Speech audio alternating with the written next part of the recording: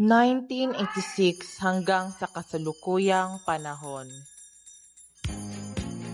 1986, Agosto 12. Nilagdaan ni Pangulong Corazon C. Aquino ang proklamasyon bilang 19 na kumikilala sa wikang pambansa na gumagawa ng napakahalagang papel sa himagsikang pinasiklab ng kapangyarihang bayan na nagbunsod sa bagong pamahalaan.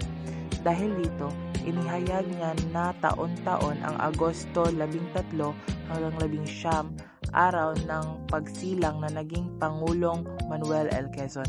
Itinuring na ama ng wikang pambansa ay linggo ng wikang pambansang Pilipino na dapat ipagdiwang ng lahat ng mga mamamayan sa buong bansa sa pangunguna ng mga nasa pamahalaan at mga paaralan at hindi ng mga leader ng iba't ibang larangan ng buhay. 1987 ay katatumpu ng Enero, kautosang tagapagpaganap bilang 117. Pinalitan ng linangan ng mga wika sa Pilipinas o ang LWP ang dating surian ng wikang pambansa o ang SWP. Layunin nito na mas mapalawak at mapaunlad ang pag-aaral at paggamit ng wikang pambansa kasama ang iba't ibang wika. 1987, ikalawa ng Pebrero. Pinagtibay ang bagong konstitusyon ng Pilipinas sa Artikulo 14, Seksyon 6 hanggang 9. Nasasaad ang sumusunod. Seksyon 6, ang wikang pambansa ng Pilipinas ay Pilipino. Samantalang, nililinang ito ay dapat payabungin at pagyamanin pa salig sa umiiral na wika sa Pilipinas at sa iba pang mga wika. Habang ito'y nililinang, dapat pa itong payabungin gamit ang iba pang wika sa Pilipinas at maging mula sa banyagang wika upang mas maging mas mayaman at mas malawak ang gamit.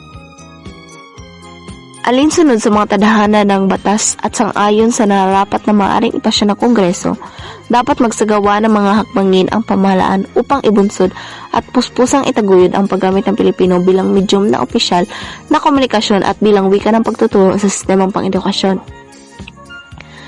Ang pamamahala ay inaatasan na gumawa ng mga paraan o hakbang upang mas gamitin at palaganapin ang wikang Pilipino. Gagamitin ito hindi lang sa mga opisyal na usapan o dokumento ng gobyerno kundi pati sa sistema ng edukasyon bilang wika ng pagtuturo. Ibig sabihin, unti-unting papalitan o dadagdagan ang paggamit ng Ingles upang mas lumaganap ang mga Pilipino. Ukol sa mga layunin ng komunikasyon at pagtuturo, ang mga wikang opisyal ng Pilipinas ay Pilipino at hanggat walang ibang itinatadhana ang batas, Ingles. Ang mga wikang panrehiyon ay pantulong sa mga wikang opisyal sa mga rehiyon at nagsisilbing pantulong sa mga wikang panturo noon.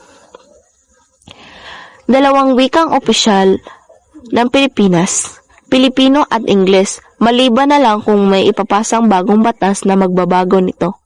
Mga wikang pangrehiyon, halimbawa, Cebuano, Ilocano, Kapampangan, Waray at iba pa, ay kinikilalang pantulong.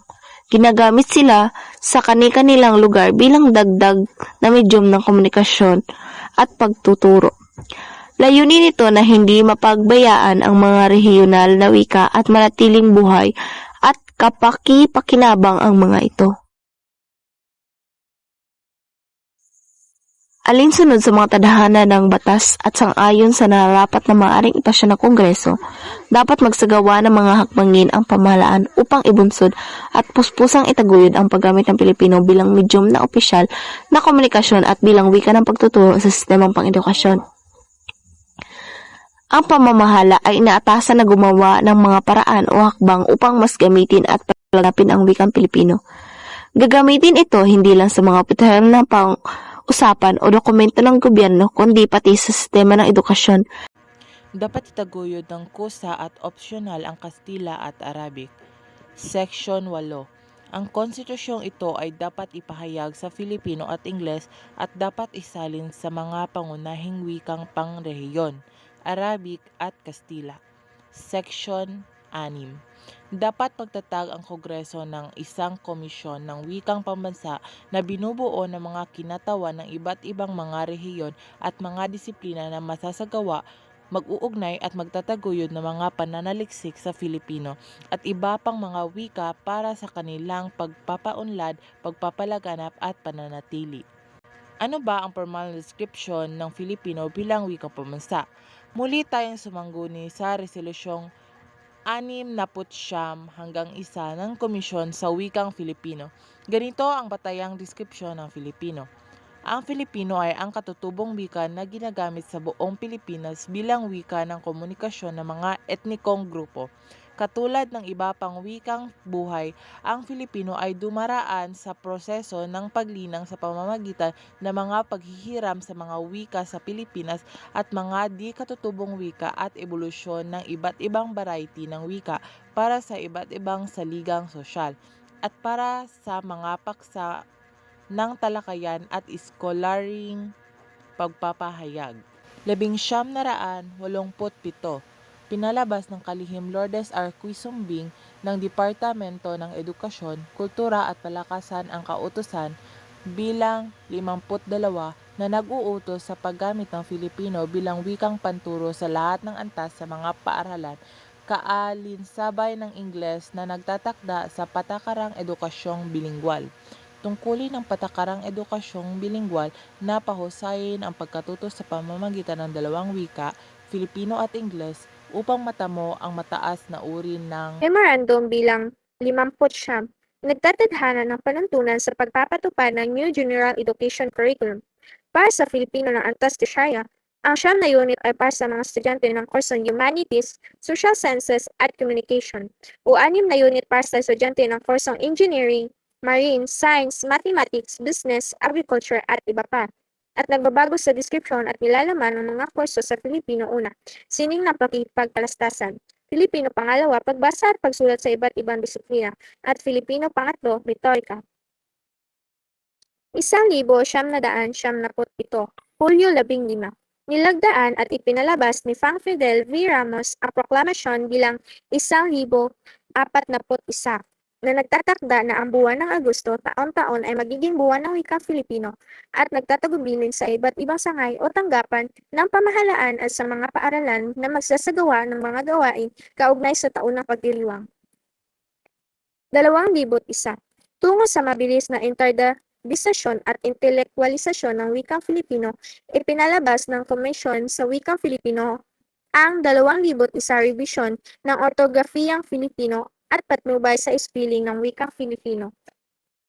2004, bagong curriculum ng Filipino mula sa Komisyon sa Lalong Mataas na Edukasyon, Enhanced General Education Curriculum. Filipino una, komunikasyon sa akademikong Filipino. Filipino pangalawa, pagbasa at pagsulat tungo sa pananaliksik at Filipino pangatlo, masining na pagpapahayag. 2006, sa okasyon ng pagdiriwang ng buwan ng wikang Filipino, ipinagbigay alam ng Komisyon sa Wikang Filipino ang pagsususpende sa 2001, revisyon ng Ortografiyang Filipino at patnubay sa spelling ng wikang Filipino habang nagsasagawa ng mga pananaliksik, pag-aaral, konsultasyon at hanggang walang nababalangkas ng mga bagong tuntunin sa pagbabaybay, magsisilbing tuntunin ang patnubay sa spelling ng wikang Filipino ng taong 1987. 2007, November 5, nilagdaan ni Romulo L. Neri, acting chairman ng CHED, ang CMO 54, serye ng 2007. Neri Bisang Filipino 1, 2 at 3 sa ilalim ng New General Education. At doon nagtatapos ang aming pagtatalakay. Maraming salamat po.